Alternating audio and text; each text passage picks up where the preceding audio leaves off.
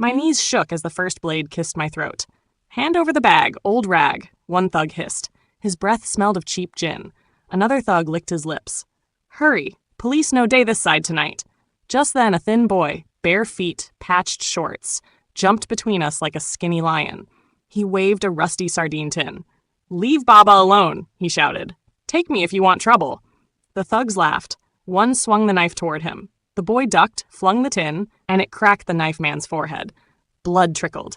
In the split second of shock, the boy grabbed my arm. "Run, Baba!" he yelled. I ran, hobbled behind him through the crooked alleys of Oshodi. My heart pounded like a faulty drum. We slid behind a broken kiosk. The thug's footsteps thudded past, then faded. Silence. Only our breaths. I stared at the boy, still gripping my wrist. He was shaking, yet his eyes shone like fresh kerosene lamps. "You okay, Baba?" he whispered. I managed a nod. "Thank you, son. What is your name?" "KC," he said. "Just KC. No one adds the surname when you don't have parents." Rain clouds growled above. My stomach answered with a louder growl. Casey fished inside his torn nylon bag and pulled out a brown, flat puff. Yesterday's, maybe the day before. He split it in half, handed me the bigger piece. "Eat, Baba. You look hungrier than I am." I tried to refuse. "Casey, keep it. You saved me already." He shook his head.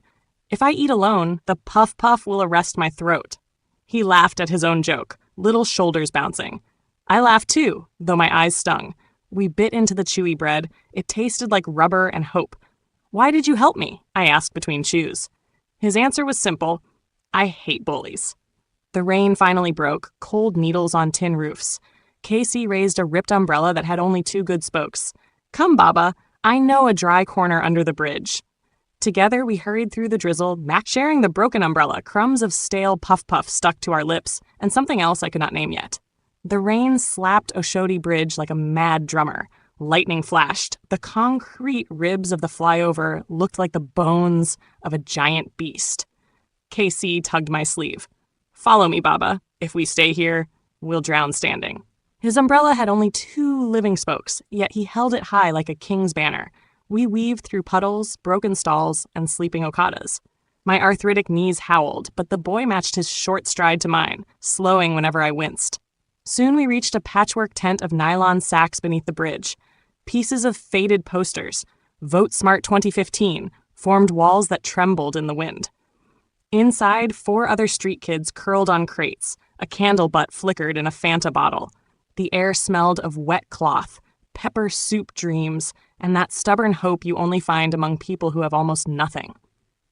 KC bowed like a waiter. "Baba, welcome to our palace." I forced a grin. "Fine palace you have." He knelt and unrolled his treasure. 2 flattened cartons branded golden penny pasta, their corners already soggy. He laid them side by side so no crack in the slab would poke my ribs, then spread the single wrapper everyone shared, a thin Ankara cloth patched in 3 colors. "Lie down here, sir." He patted the cartons as if fluffing a feather bed. "And you?" I asked. "I'll sit by the entrance. Rain might blow water inside. I'll block it." He said it like a soldier volunteering for night watch. I couldn't argue, my body craved rest. I lowered myself, bones popping like old typewriter keys. Casey fished a plastic bowl from somewhere and put it outside to catch rainwater. "For drinking tomorrow," he explained. The boy thought in tomorrows, even though his todays were in pieces. I watched him pull his knees to his chest and lean against the nylon wall. His eyelashes shone with drops. The candle painted long shadows across his cheekbones. He looked tiny and fearless at once, like a matchstick, refusing to be snuffed by the sea. "Tired?" I asked. He shrugged. "I've stayed awake longer. Sometimes the night police chase us away. Better if I'm alert before they arrive. Besides," he winked, "I snore when I lie down. You won't sleep if I start my generator." I laughed, a real laugh, the first in months. The other kids stirred but didn't wake. Rain hammered harder. Thunder boomed overhead, and my heart drummed along. I felt small, old, and, strangely, safe. No marble floor in any of my mansions ever gave me this raw feeling of being guarded by a stranger's kindness. Minutes stretched. Casey hummed a tune, tapping the rhythm on his scrawny knees. I recognized it. Sweet Mother. But he swapped the lyrics. "Sweet shelter? I no forget you. For the rain will you cover me so." I chuckled. He grinned. Then we fell quiet, listening to water gush through potholes like distant rivers. At some point, I dozed. Dreams came.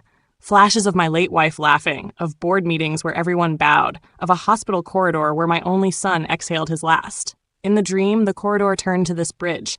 The ventilator beep became raindrops, and my boy's face morphed into Casey's wide eyes.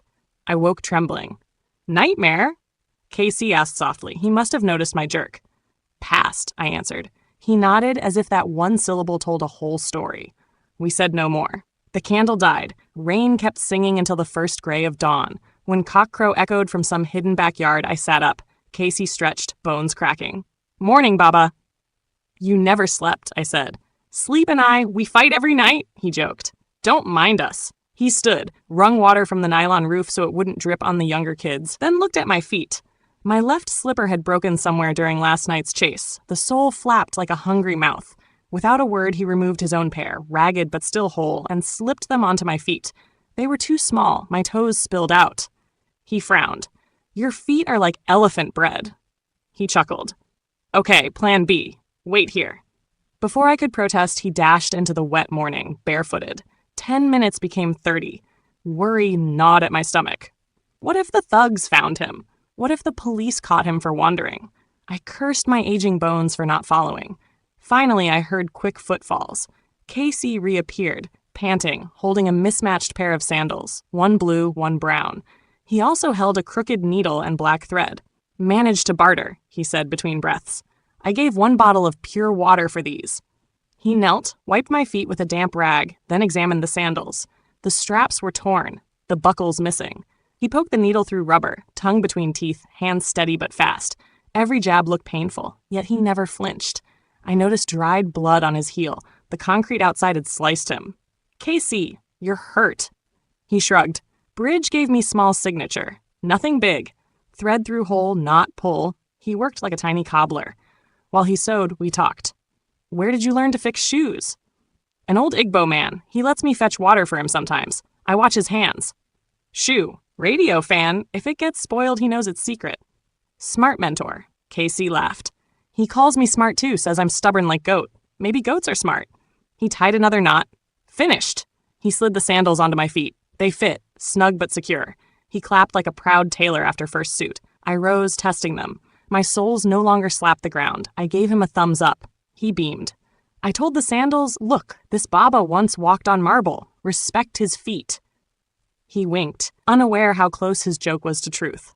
I reached into my inner pocket and touched the fold of crisp notes I kept as emergency, even for this disguise mission.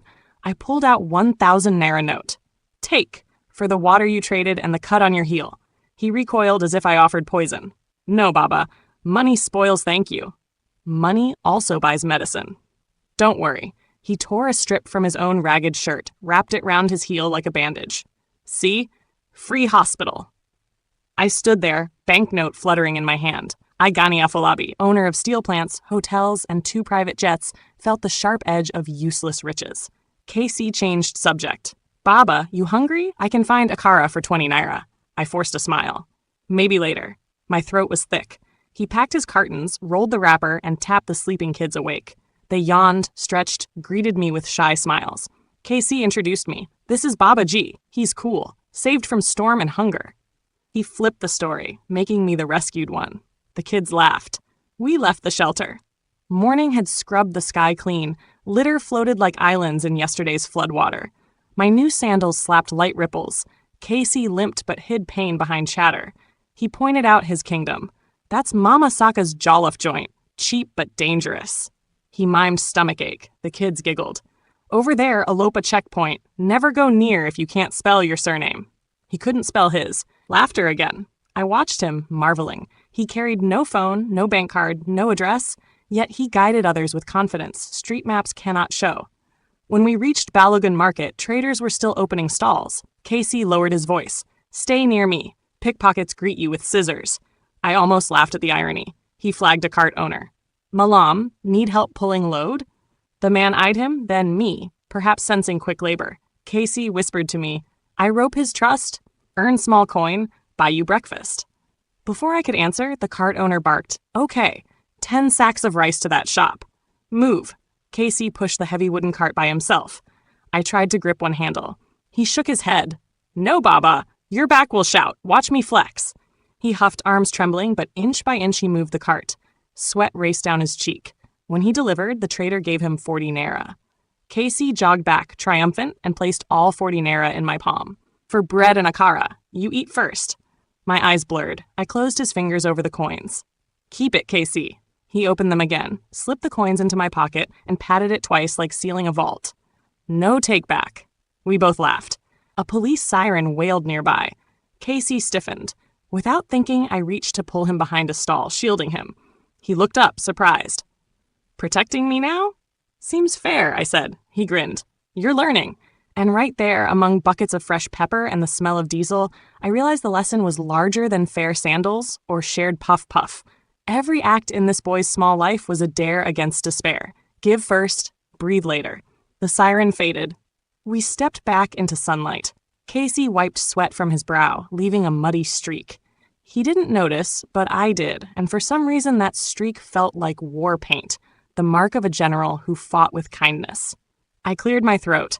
Casey, suppose you could ask the world for anything. What would it be? He thought, scratching his head. A big blue school notebook, lines, not squares, and a pen that can't run out. Then I'd sit by the lagoon and write stories about people who share sandals. He laughed at his own wish. Crazy dream, right? My chest tightened.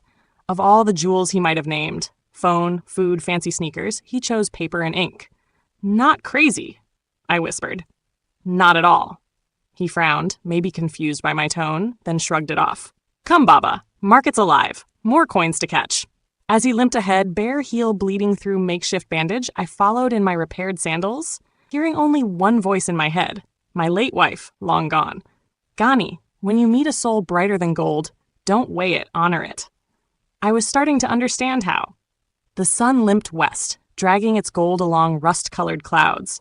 Casey and I returned to the hideout under the bridge with 2 small loaves and akara tucked in a black nylon bag. I offered to carry the bag. He refused. If police see bread in my hand, they'll say I stole it, he joked, slipping it under his shirt like treasure. Inside the nylon wall shelter, the younger kids sat cramped in a circle around the candle stub. Their faces lit up when Casey arrived, as if he'd marched in with daylight. He clapped twice. The chatter fell silent. Tonight, special show, he announced, lifting an imaginary curtain. Starring, he pointed at me, Baba Ji, the man who walks with king feet. The children giggled at my repaired sandals. I shook my head. My throat is rusty. You take center stage. Casey puffed his chest. All right, but first, dinner. He tore the loaves into equal squares, pressed 2 pieces into every palm, and handed each child 1 hot akara ball. When he reached me, he slipped an extra akara onto my slice. For our guest, he whispered. My heart stumbled again. The boy kept giving. Rain had dried. Traffic roared above. The candle sent shadows dancing like lean ghosts. Casey cleared his throat. Once upon this very bridge, he began, a stubborn goat and a proud rooster both wanted the same sleeping spot. They argued. He placed his hands on his hips, mimicking the goat's bleat. Me, I arrived first. Then he stuck his chin out like a rooster. I crow with the sunrise. I own every dawn. The kids laughed. Even I laughed. Deep, belly laughter I hadn't felt since my wife's final birthday. Casey's face glowed, sweat shining like dew. He spun, flapped invisible wings, then hopped on all 4s. The goat kicked, the rooster pecked. A hawk above waited for leftovers. His voice shifted pitch so smoothly it felt like a one-boy theater. At the climax, he shouted, Bo! Oh! And pretended the bridge shook. The children squealed. One small girl, Sade, clapped harder than anyone. I noticed her wrist so thin the bangles slid past her elbow. When the tale ended, Casey bowed. Moral one, he said, raising a finger. Don't fight in the dark. The hawk will eat both. He raised a second finger. Moral 2, share space. There's always room on this big, wicked bridge. He winked at me. Applause rose, tiny palms slapping together like raindrops on plastic. My eyes watered. I remembered boardrooms where adult men in Italian suits clapped politely after my speeches because they feared losing contracts. Tonight, 5 barefoot children clapped because they felt joy. The sound drilled a new door in my chest. Your turn, Babaji, Casey urged. The crowd chanted, Babaji! Babaji! I bowed my head, searching memory for a simple story, something not tangled in corporate jargon. Finally, my late mother's village fable surfaced. I told them about a tortoise who borrowed a peacock's feathers to attend a dance, then refused to return them until rain washed the colors away. I made Tortoise's voice scratchy. The kids giggled. Even Casey leaned forward, mouth open. When I finished, "And that is why tortoiseshell carries dull stains till today," they applauded again. Softer, as if savoring mood instead of noise. Night crickets hummed. Casey blew out the candle to save it. Darkness thickened, but warmth stayed. 4 children curled up on cartons, their bellies not full, but no longer whining. Casey motioned me to the softer corner, the one he'd guarded last night. "You lie down, Baba G. I'll watch again." "No." I placed my palm on his shoulder. "Tonight, you rest. I'll keep guard." He laughed lightly. "Baba, you're back. Still strong enough to chase a hawk," I said, using his earlier metaphor. Casey grinned, surrendered his post, and lay beside the others. Within minutes, soft snores blended with traffic hum, street lullaby.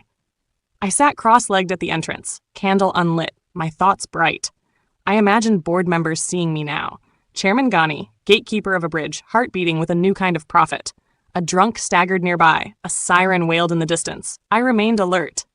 Yet the only thief that night was gratitude, stealing space in my chest until dawn tinged the sky pink. The following week blurred into a rhythm. Sunrise hustles, midday errands, sunset storytelling. Casey earned coins ferrying crates, sweeping stalls, running notes for pepper merchants. Each evening he insisted we split akara or puff-puff before his little theater. I noticed something odd. My ragged trouser pockets felt heavier every night, yet I never handled cash. It started small, 3 10 naira coins jingling in the seam. I assumed they'd slipped from Casey's earlier payments when he hugged me after a joke. But 2 nights later, I discovered a folded 50 naira note. By the 4th night, the stash equaled almost 200. For children who sometimes survived on a single piece of bread, that was a small fortune. One dusk after the crowd drifted to sleep, I turned to KC. "Tell me the truth. Are you planting money in my pocket?" He widened his eyes in mock shock. "Pocket farmers exist now? Wow." I tried not to smile. "KC." He lowered his gaze, toe tracing circles on concrete. "Baba, you always reach for your chest first. Maybe your heart aches, and you forget lower pockets." I thought, what if tomorrow he needs medicine or a bus out of trouble? I swallowed a knot. "But that's your hard-earned money." He shrugged. "Money enjoys travel. It feels bored staying with me all day." I sighed. "You know I could lose these coins the way my stitching tears." "Better lost chasing hope than sitting idle," he quipped. Then, softer, "My mum used to say that, before malaria took her." A silence stretched. Cars honked above. Somewhere a generator coughed. I reached for words, but Casey waved a hand as if wiping grief off a chalkboard. "Look, Babaji, every person is like a clay pot," he said. "Some of us crack early, so we store water by pouring, not by keeping." He tapped my pocket. "Your pot still carries more water than mine, but maybe its cracks hide deeper. Let me patch them the only way I can." I couldn't speak. Instead, I lifted his thin wrist. "Show me your savings." He opened his palm. 2 5 naira coins. 1 button, half a yellow pencil. My face burned with shame. I retrieved the bundle from my inner shirt. Crisp 1,000 naira notes. Emergency cash I'd hoarded in case my charade backfired. I'd guarded it like oxygen while a child guarded me with his blood and coins. Slowly, I pressed half the bundle into his small hand. He jerked as though the paper burned. "No, Baba. That one is too big. Police will think I kidnapped an oil minister." He tried to return it. I closed his fingers firmly. "Call it a loan. Invest in something that makes you smile." He looked up, eyes shining like stars trapped in puddles. "You trust me?" "Yes." A grin cracked his face. "Then come tomorrow. I'll show you my new investment." Morning rolled fresh and loud. Casey led me through winding lanes to a small dusty wooden kiosk abandoned long ago. The roof sagged, the door hung by one hinge. On the table inside lay 4 second-hand exercise books, 2 pens, a chipped slate, and a crooked sign painted in bold charcoal letters. "Casey's Free School. Pay with kindness." My throat closed. He'd used the money overnight to buy books from a roadside vendor and paid a carpenter 200 naira to nail the sign. "Many kids on this street never see inside of classroom," he said, sweeping an imaginary chalk line. "After hustle we gather here. I read them letters. If they answer correct, they keep the pen for a day." I traced the sign's rough strokes. "Why free?" Because someone once gave me a puff-puff for free, he answered, eyes on mine, meaning clear. A tiny boy in oversized shorts wandered in, curiosity bright. KC handed him a book. Today we draw alphabets. Tomorrow numbers. After that, maybe dreams. The child hugged the book as if it were bread. While they bent over the slate, I stood outside, sunlight pouring over my bald head.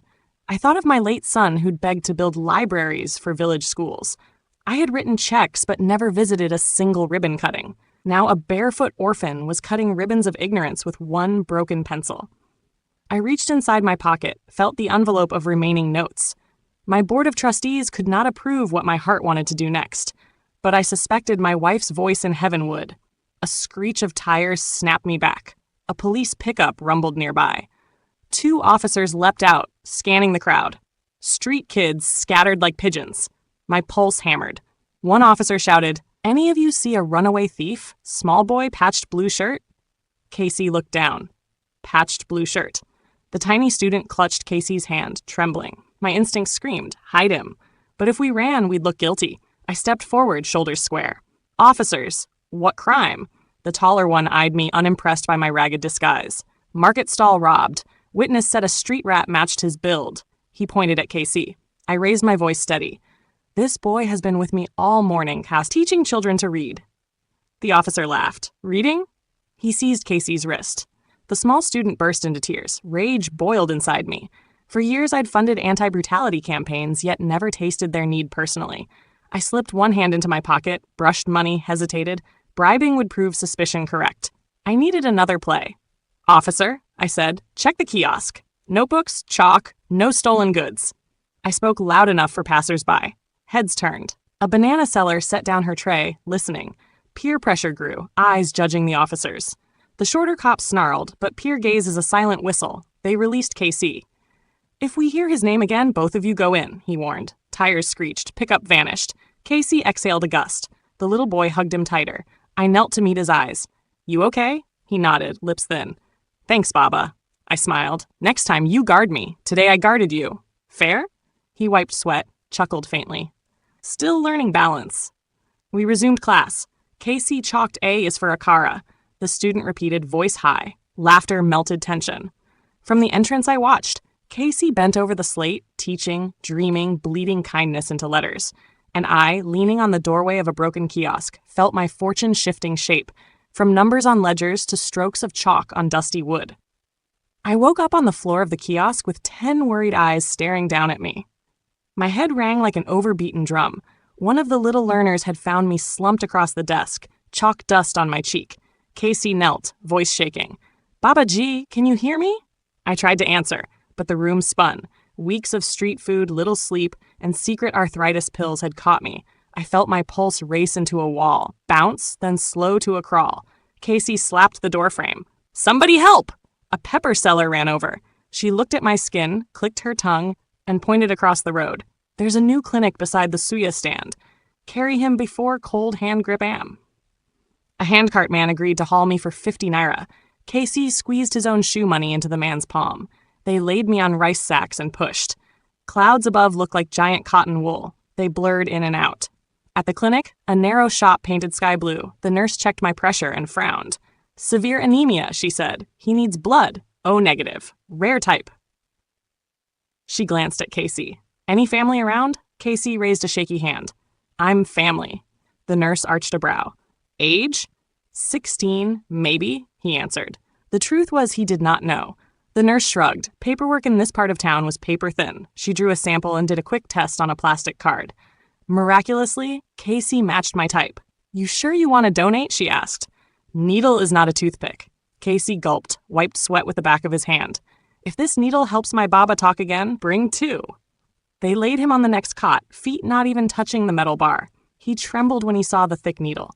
I tried to sit up to stop him. Dizziness slapped me back down. Casey forced a grin in my direction. Don't die yet, old man. I still owe you a spelling test. The nurse slid the needle home. Casey's face pinched, then relaxed. Red flowed through the tube like a brave little river filling a clear bag. He stared at it, eyes wide. So, that's what kindness looks like inside a body, he whispered. 10 minutes later, the nurse swapped the bag into my line. Warmth crawled into my arms, up my neck, and filled my chest. My vision cleared. Colors returned. Casey, pale but smiling, threw a weak thumbs up. I tried to speak. He beat me to it. "Rule of the bridge," he croaked, voice lightheaded. "We share everything. Tonight you owe me a big puff, no discount." The nurse brought him a glucose biscuit and sachet water. He chewed slowly, each bite an effort. I watched, heart hammering with more than blood, something like fierce pride. "You risked your life for mine," I said, my voice a cracked whisper. "Risked?" "Nah." He held out biscuit crumbs. "Look, I'm still handsome." I laughed until my ribs hurt. Even the nurse chuckled. As evening slid in, she let us go. We walked back, me steady, Casey wobbly but refusing my arm. Halfway, he had to sit on a broken curb. I bought him 2 giant puffs. He ate one slowly, saved the other. "For Sade," he said, "her ankle is swollen. Puff cheers bones." We reached the bridge at dark. The children cheered when they saw I could stand. Casey bowed like a champion boxer. "Baba G is tougher than malaria," he announced. The kids hugged my legs. I nearly toppled. That night, I could not sleep. I watched the boy snore softly, cheeks sunken, arms thin from giving. I murmured a promise into the wind. Whatever it costs, this child will never have to bleed for survival again. 2 weeks later, Ramadan ended. Lagos buzzed with Salah prep.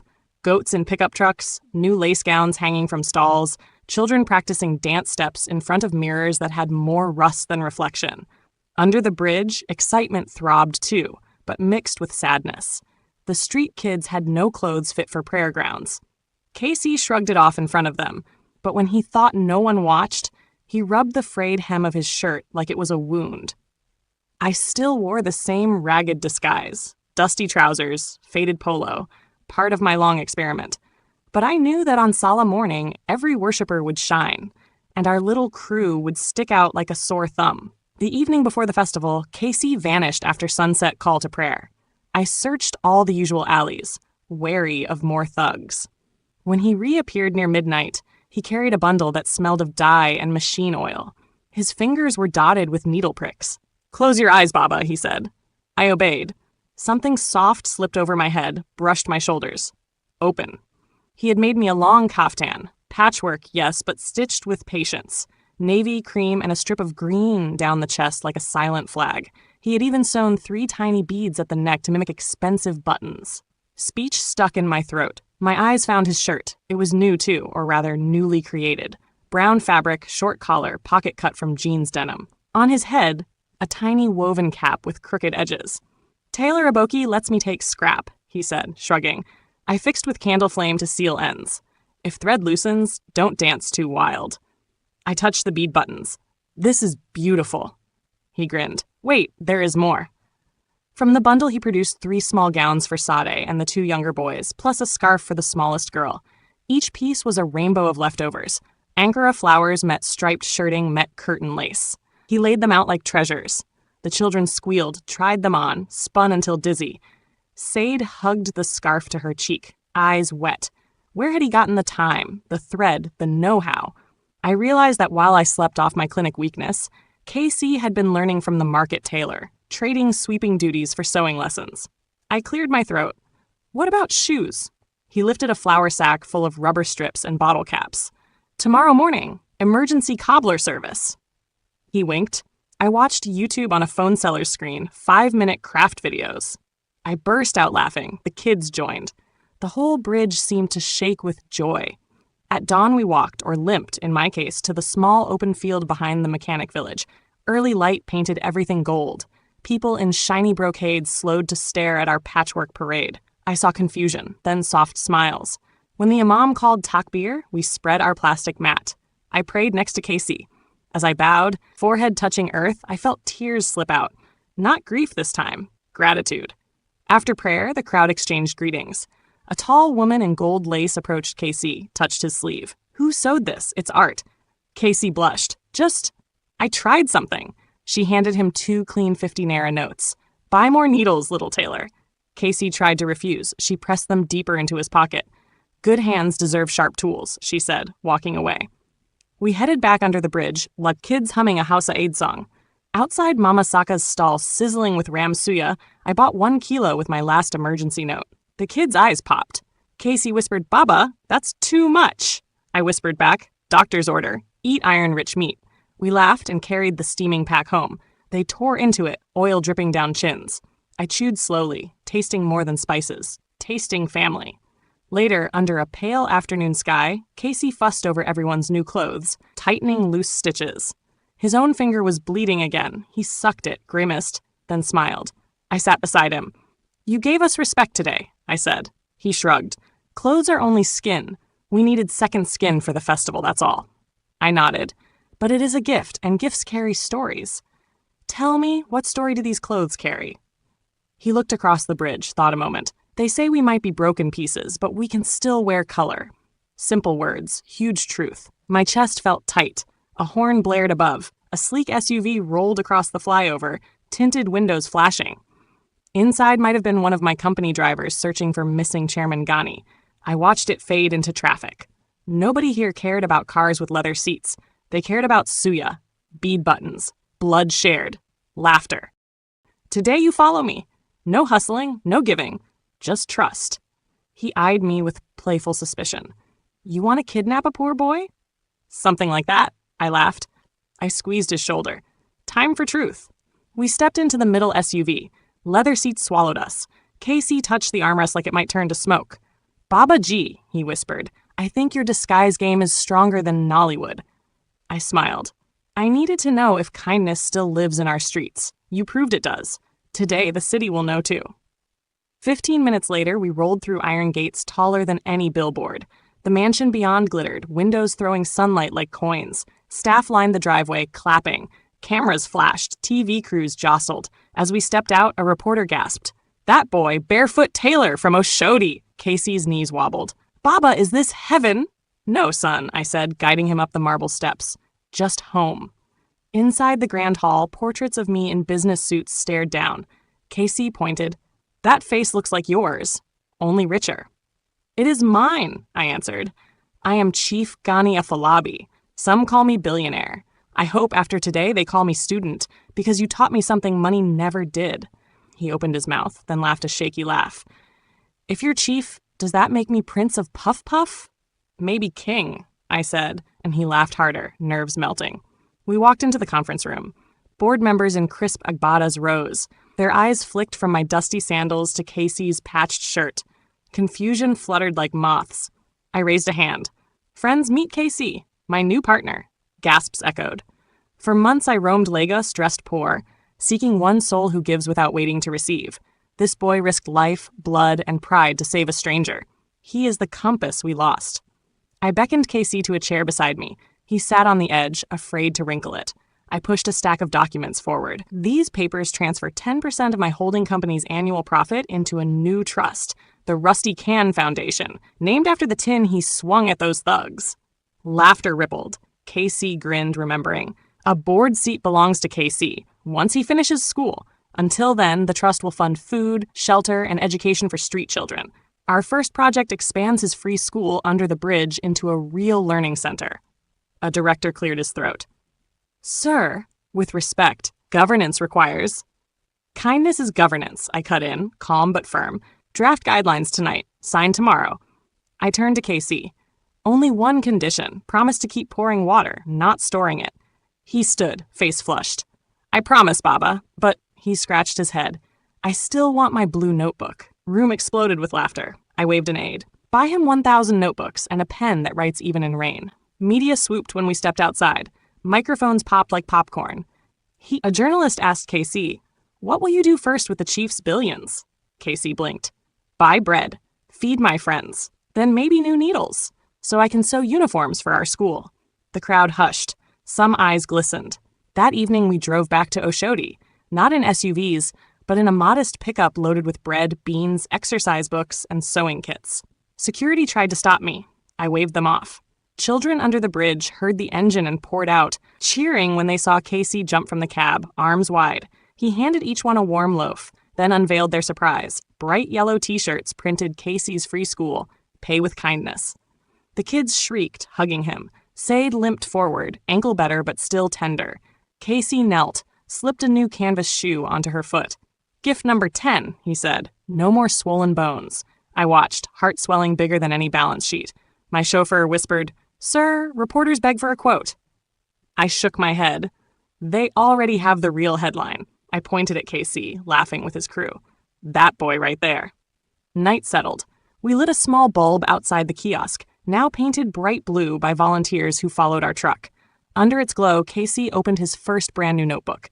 He wrote a title in careful letters, Stories That Patch the World. He called me over. "Babaji, new rule. Every story time you must write 1 page too." I saluted. "Yes, teacher." He yawned, leaning on my side. "Chief, billionaire teacher, don't forget to be my friend." "I won't," I said, kissing his dusty hair. The bridge hummed with distant cars, but in our corner the air felt still, like the pause between drum beats before the anthem returns. Louder, prouder. Above, the city lights winked, as if Lagos itself approved the deal. Much later, when the kids slept in neat rows of new mats, I sat alone, thinking of my late wife and son. I imagined them smiling somewhere beyond the stars, happy that love had finally turned profit. I pulled out my pen, the one Casey bought with his first wage.